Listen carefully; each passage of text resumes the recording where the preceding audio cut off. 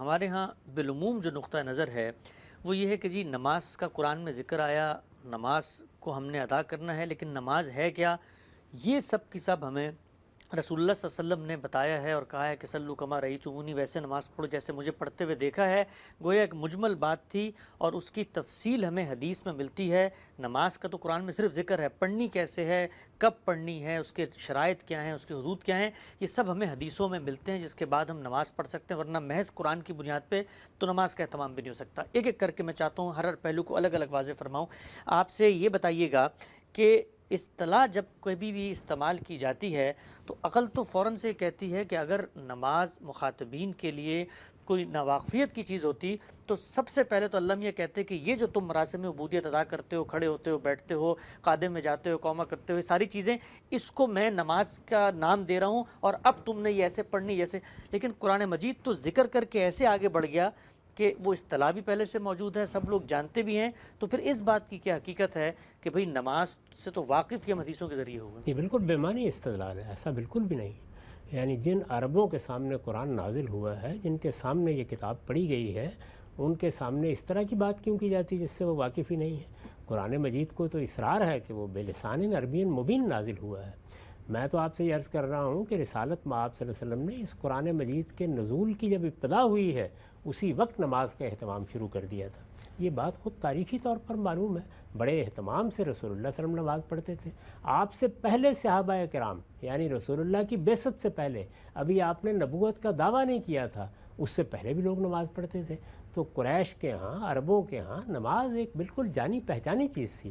ان کی شاعری میں نماز کو اسی طرح تعبیر کیا جاتا ہے جس طریقے سے قرآن مجید کبھی تسبیح سے نماز کو تعبیر کرتا ہے، کبھی صلات سے کرتا ہے، ان کے ادب میں بھی ایسے ہی ہے۔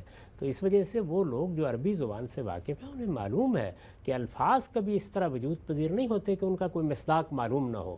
اس طرح نہیں ہے کہ رسول اللہ صلی اللہ علیہ وسلم سے پہلے عرب اس بات سے واقف ہی نہیں تھے کہ صلات کیا ہے، صوم کیا ہے، حج کیا ہے، عمرہ کیا ہے۔ وہ ان میں سے ایک ایک چیز سے واقف تھے، اسی طرح واقف تھے جس طرح آج ہم واقف ہیں۔ ان میں اگر کوئی چیز غلط ہو گئی تھی تو اس کی اصلاح کی ضرورت تھی، اگر کسی چیز کو لوگ فراموش کر چکے تھے اس کو زندہ کرنے کی ضرورت تھی۔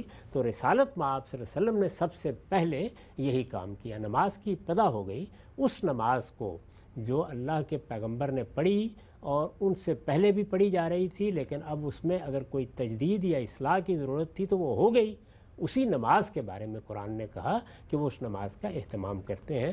اس لیے اس استدلال کی نہ کوئی ضرورت ہے، نہ اس کی کوئی اہمیت ہے۔ نماز، روزہ، حج یہ مقدم ہے قرآن سے، یعنی یہ تو پہلے سے موجود چیزیں ہیں۔ ان کو اسی طرح لے کر بالکل ایسے سمجھیے کہ جیسے اس وقت مسلمانوں میں اگر کوئی پیغمبر آئے تو وہ آ کے لوگوں کو پہلے نماز پڑھنا نہیں سکھائے گا، نماز لوگ جانتے ہیں، روزے سے واقف ہیں، صرف غلطی کی اصلاح کرے گا۔ چنانچہ قرآن بھی اگر ان چیزوں پر کوئی تبصرہ کرتا ہے تو صرف غلطی کی اصلاح کرتا ہے، بدعت کو دور کرتا ہے۔ کسی جگہ اگر کوئی اضافہ کرنا ہے تو اس کے بارے میں تعلیم دیتا ہے، کوئی خصوصی سوال پیدا ہو گیا ہے اس کا جواب دیتا ہے۔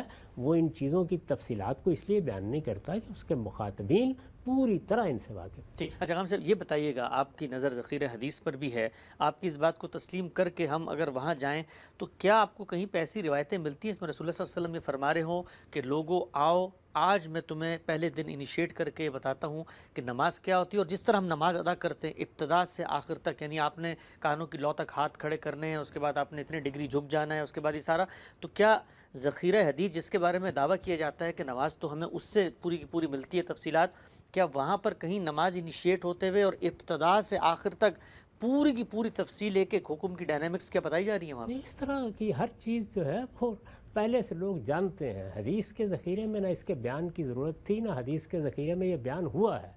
وہاں تو یہ بیان کیا جا رہا ہوتا ہے کہ رسالت مآب صلی اللہ علیہ وسلم کس اہتمام سے نماز پڑھتے تھے، صحابہ کرام کے ہاں اس کی طرف کیسا خشوع خضوع تھا، اگر کوئی خصوصی حکم آیا ہے تو اس پر کس طریقے سے عمل کیا گیا ہے۔ وہ رسالت مآب صلی اللہ علیہ وسلم کے ہاں جو کچھ اس کی تاریخ بن رہی ہے، حدیث اس کو بیان کرتی ہے، اس کا یہ موضوع ہی نہیں ہے، وہاں یہ چیزیں آئیں نہیں۔ آپ دیکھیے خود ابو داؤد کی روایت کیا بیان کر رہی ہے، رسالت مآب صلی اللہ علیہ وسلم کے پاس جبریل امین آئے ہیں، انہوں نے آ کے نماز کے بہترین اوقات کی تعین کی ہے، یعنی نماز کے اوقات سے تو لوگ واقف ہیں، یہ بتایا ہے کہ اس کے بہترین اوقات کیا ہیں، یعنی وہ کون سا وقت ہے جس کے اندر اندر نماز پڑھی جانی چاہیے۔ تو اس کے آخر میں کیا جملہ ہے؟ اس کے آخر میں یہ جملہ ہے کہ یہ میں نے ٹھیک ان اوقات کے مطابق آپ کو نماز پڑھا دی ہے جس پر اس سے پہلے تمام پیغمبر پڑھتے رہے۔ اچھا، تو اس لیے یہ پیغمبروں کی پہلے سے جاری کردہ عبادت ہے۔ رسالت میں آپ صلی اللہ علیہ وسلم کو جب یہ حکم دیا گیا کہ آپ ملت ابراہیم کی پیروی کریں، اتباع ملت ابراہیم، اس کو ایک حکم کے طور پر قرآن نے بیان کیا ہے اور یہ کہا ہے کہ ہم نے ابتدا ہی میں یہ وحی کر دی تھی کہ ملت ابراہیم کی، دین ابراہیمی کی پیروی کی جائے۔ اسی طرح پیغمبروں کی ہدایت کے بارے میں بھی یہ فرمایا تھا کہ فَبِهُدَاهُمْ اقتدے۔ تو رسالت میں آپ صلی اللہ علیہ وسلم اس سے پہلے یعنی مسلمانوں ہی کی ایک جماعت سے تعلق رکھتے تھے، حضرت ابراہیم کی اولاد سے تعلق رکھتے تھے۔ جو چیزیں بدعت کی، شرک کی داخل ہو گئی تھیں، قرآن کا موضوع وہ ہے، وہ نہ نئے سرے سے کسی عبادت کا تعارف کرا رہا ہے۔ یہ اعتکاف، یہ نماز، یہ سب چیزیں تو حرم جب بنایا گیا اس کی تاریخ میں بیان کرتا ہے وہ آگے جا کے۔ تو اس کی ایسی کوئی چیز نہ کسی اور جگہ سے جاننے کی ضرورت تھی۔ رسالت میں آپ صلی اللہ علیہ وسلم نے اس کو جاری کر دیا، وہ ایک سنت ثابتہ ہو گئی، مسلمانوں کے اجماع اور تواتر سے منتقل ہوئی۔ یہ نماز، یہ روزہ، یہ تمام چیزیں جتنی بھی ہیں سب مسلمانوں کے اجماع اور تواتر سے اسی طرح منتقل ہوئی ہیں جس طرح قرآن منتقل ہوا ہے۔ نہ ان کے حدیثوں میں کسی ذکر کی ضرورت تھی، نہ کبھی اس کو اس طریقے سے بیان کیا گیا۔ وہاں ان کی تاریخ بیان ہو رہی ہے جو بعد میں وجود میں آئی۔ ٹھیک۔ اچھا ہم سب یہ بتائیے گا کہ ایمان بالغیب یعنی ابتدا کی ہے مومنین کے اوصاف میں جو پہلی چیز بتائی کہ وہ بن دیکھے مان رہے ہیں ان حقائق کو کہ جن کا انکار نہیں ہو سکتا، اور اس کا پھر ناگزیر پہلا تقاضا بن دیکھے ماننے کا وہ نماز کی صورت میں آتا ہے۔ ہم یہ دیکھتے ہیں، ہم مسلمان ہیں، قرآن ہماری کتاب ہے، اللہ تعالیٰ چاہتے ہیں کہ ہم مومنین میں جو ان کے مقابلے میں پیدا کر کے ان کو ایک ذمہ داری دی گئی اس امت محمدی کا حصہ ہیں۔ ہماری تو سچی بات یہ ہے کہ اکثریت آپ نکل جائیں عالم اسلام میں، وہ تو نماز بالکل مطلب نماز کا اہتمام ہے، انفرادی سطح پر بھی ہے، لیکن اگر آپ مجموعی اکثریت کو دیکھیں تو ہمارے یہاں تو نماز نہیں پڑھی جاتی۔ ایک طرف یہ معاملہ ہے، دوسری طرف ہمارے تصور ہے کہ ہم چونکہ مسلمان ہیں، اللہ نے ہمیں پیدا کر دیا، اب جنت تو صرف ہمارے لیے ہے۔ جو پہلا اولین تقاضا ہے ایمان بالغیب کا، تو مسلمان تو من حیث الجماعت اس پر بھی عمل پیرا ہمیں نظر نہیں آتے۔ یہ بڑی بدقسمتی کی بات ہے، لیکن ہمیں یہ چاہیے کہ ہم لوگوں کو اس جانب توجہ دلائیں۔ ہمارا کام یہ ہے کہ ہم یہ دیکھیں کہ اس وقت 1.5 ارب کے قریب مسلمان ہیں۔ اتنی بڑی تعداد میں لوگ مسلمان ہیں، تو کیا آج مسلمان ہوئے ہیں؟ ظاہر ہے کہ وہ اپنے ماں باپ کی وجہ سے مسلمان ہیں۔ اس میں دین کے علم میں کمی آئی ہے، دین کی طرف توجہ میں کمی آئی ہے، پھر دنیا کے اندر جو تہذیبی ارتقاء ہوا ہے اس نے بڑے مسائل پیدا کیے ہیں۔ مسلمان اس سے پہلے غلبہ رکھتے تھے دنیا پر، ان کی اپنی تہذیب تھی، ان کا اپنا تمدن تھا، ان کی اپنی حکومتیں تھیں، وہ ایک بڑی طاقت کی حیثیت سے ایک طرح سے دنیا پر حکومت کر رہے تھے۔ تو یہ ساری چیزیں بڑے اضمحلال کا باعث بنی ہیں۔ تو یہ ضرورت ہے اس بات کی کہ اچھے اہل علم لوگوں کو اس جانب توجہ دلائیں، قرآن مجید کا علم عام کیا جائے، لوگ یہ سمجھیں کہ اللہ کی سچی معرفت کا پہلا لازمی نتیجہ کیا ہے، وہ اللہ کے سامنے جھکنا ہے۔ اگر آدمی اپنا سر اللہ کے سامنے نہیں جھکاتا، اس کا دل اللہ کے سامنے نہیں جھکتا، تو پھر اس معرفت کا کیا حاصل کہ جس کا وہ دعویٰ کرتا ہے۔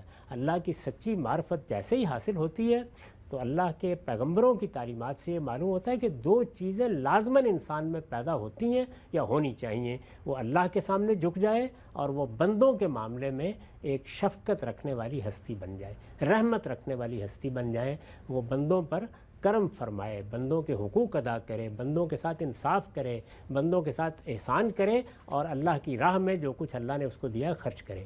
تو یہ دونوں لازمی نتیجے ہیں۔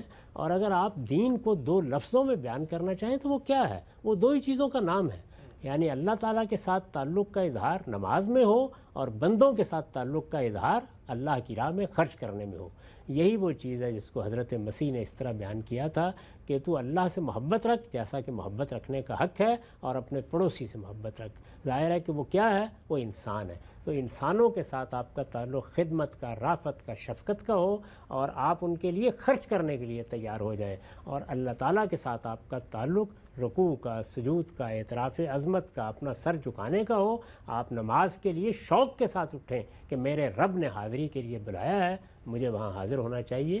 تو یہ درست ہے کہ مسلمانوں کے ہاں اس معاملے میں بڑی کوتاہی ہے، اور اس کوتاہی کو ہر حال میں ہمیں بھی، مجھے بھی، آپ کو بھی، ہر شخص کو دور کرنے کی صحیح کرنی چاہیے۔ ٹھیک ہے ہم سب